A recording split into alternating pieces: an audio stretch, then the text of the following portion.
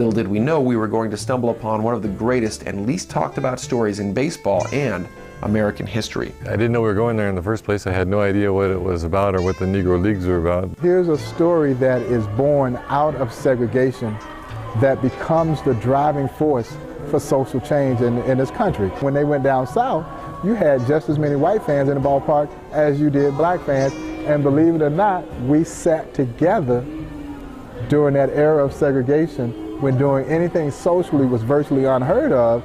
Negro Leagues baseball brought both races together. It was a really wonderful story about how the Negro League impacted the American scene socially, and what changes were probably started primarily by Jackie Robinson coming into the mainstream. But this is 1947. This is before Brown versus the Board of Education. This is before Rosa Parks' refusal to move to the back of the bus. Martin Luther King Jr. was a sophomore at Morehouse College when Robinson signs his contract at the end of the 45 season. President Truman doesn't integrate the military until a year later.